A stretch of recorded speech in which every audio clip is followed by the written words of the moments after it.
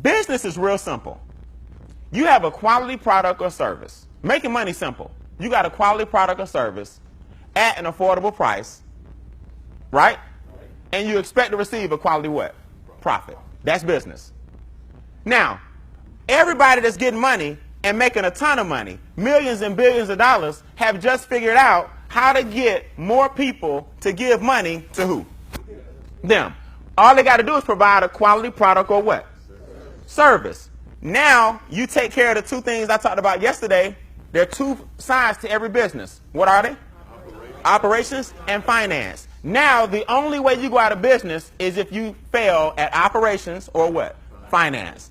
So business is really simple. I got to provide a quality product or service and then find a great way to get the masses to appreciate what I'm offering it for. That's economics, period. So if you are struggling financially, you got to learn that money only comes from one source, other people. Money only comes from one source, other people. Now, what are you going to provide in the middle to get the masses to give the money to you so they can have something to invest in, which is your business, which is something you can think of. Now, a lot of you guys are already in business. I'm not acting like everybody has to go out and start a corporation. I'm saying I don't care if you're in network marketing. I don't care if you got a traditional business. I don't care what you're providing. Just make sure people are giving you money for a quality product or service. Now, there's a way around it. Another way to get wealthy is to have people paying you and they don't even know it. Brian, what do you mean? Well, it's simple. If you invest in companies that other people pay for their products and services, you're getting money and people are paying you and they don't even know it. See, it goes back to what I said yesterday. How can you have money in the bank and you obviously feel like the bank is safe, but you don't own a piece of the bank? So, the only way for you to get one of the ways for you to get wealthy is to take some money, not a lot, compound small amounts over a period of what? Take some money, and over time, if you believe in Apple, you don't have to go buy stock in Apple. You put your money where Apple is buying, where Apple is investing. See, people get into these big arguments. I'm going to talk about this later on today, branding and marketing and how to get brands and stuff built and create movements. I'm going to give y'all a lot of information this weekend. But people will get into an argument over what's better, Android, Samsung, or Apple. You're arguing about another man's brand.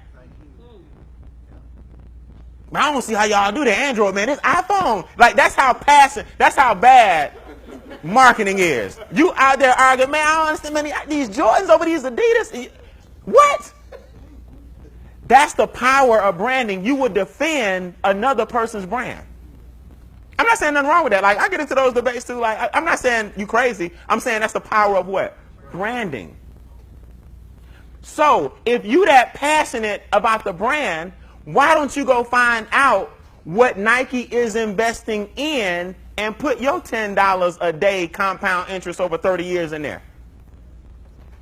You get wealthy off Nike's money. You don't have to create the Nike, but you wearing them, but you're not investing in what they invest in.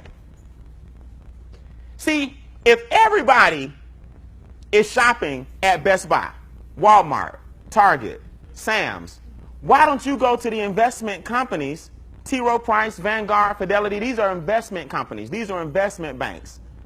Pull up what these companies are investing in, and then you invest in the funds that they invest in. If billion-dollar companies are investing in certain funds, they must be worth it and somewhat, what's the word I'm looking for? Safe. Am I right? They wouldn't do it. So some tell me if the CEO of Nike putting a lot of his profits over here, I may want to throw my $10 a day over there too.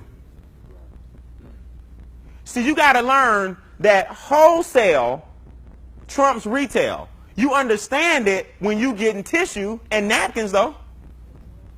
You understand it when you getting toothpaste And when you at Sam's Club and when you at BJ's, you understand if I buy in bulk, I save more what? You understand it as a consumer, but you don't understand it as a producer.